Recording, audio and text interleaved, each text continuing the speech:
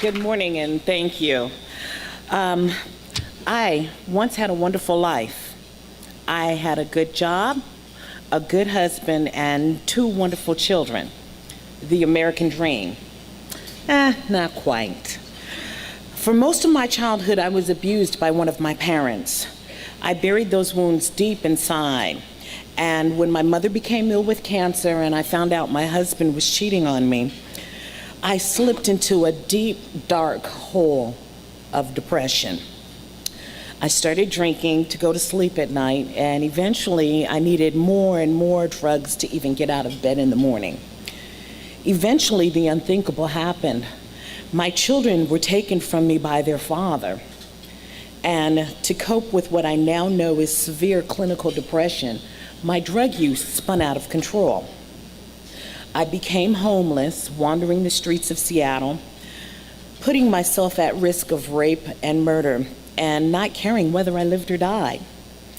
Eventually, I found myself sleeping in an alley off of 3rd and Bell.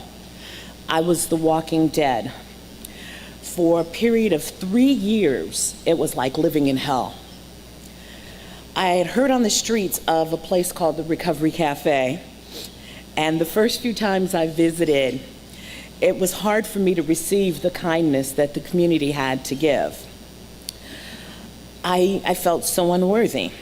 I had grown up believing that nothing that I did was ever good enough. I was wealthless or worthless and without value. For the first few months that I was at the cafe,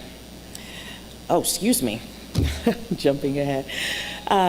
When I walked into the Recovery Cafe's new location this February, I knew I had found a safe place to heal. The building was bright and beautiful, colorful, and it had lots of windows, and it was very good for somebody who was suffering from depression. So I started showing up each day. The first few months, I started volunteering in the kitchen, and I started taking classes in the School for Recovery, and I participated in a recovery circle, which is a loving accountability group. I slowly began to contribute to the community, and I began to feel that I was valued and appreciated, and I started to trust a handful of people. I continued taking classes in the School for Recovery, participating in my recovery circle and growing and healing each day. Eventually, I was asked to take on some leadership roles in the community. I began to feel that I had purpose and that my life mattered to this community. I am now a co-facilitator in the School of Recovery. I lead a recovery circle for women. And in the winter corner, I will be teaching a class called Affirmations. And in that class, I will help others to embrace the positive in them.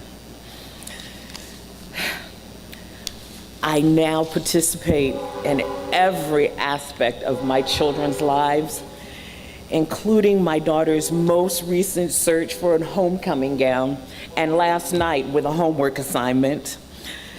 And even though I'm on prescribed medication for depression, I still have some dark days. But the physical beauty of the cafe and the love and the support that that community gives me gets me through my worst days.